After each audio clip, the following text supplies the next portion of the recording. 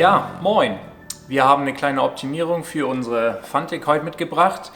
Und zwar geht es um die Kettenspannung. Wir hatten am Anfang, als wir die Fantic bekommen haben und mal die Kette spannen mussten, hatten wir ein bisschen Probleme, das richtig durchzuführen.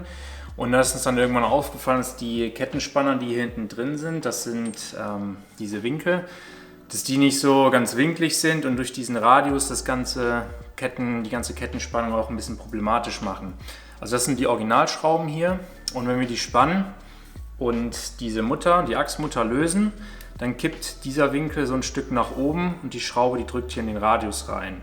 Das heißt, es spreizt sich so ein bisschen aufeinander und dann stellt man seine Kettenspannung ein, dass sie passt, und dann zieht man die Achsmutter wieder an, dann drückt sie den Winkel wieder rüber und dann kommt aber nochmal Spannung drauf, eben weil hier so eine Spreizung stattfindet. Und das haben wir uns dann jetzt irgendwann gedacht, das ist ein bisschen blöd, weil auch diese verzinkten Schrauben hier nicht die allerschönsten sind.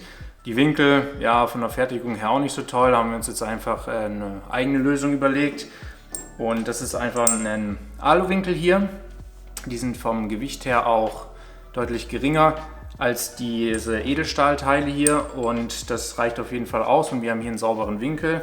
Dazu haben wir dann noch Edelstahlschrauben, die dann hier ganz plan und sauber anlegen. Das zeigen wir euch gleich auch nochmal im Detail. Die haben wir dann einfach getauscht, also diese verzinkten Schrauben, seht ihr auch, wie die aussehen, die sind ja so ein bisschen schon angefressen und angegammelt hier. Die haben wir rausgemacht.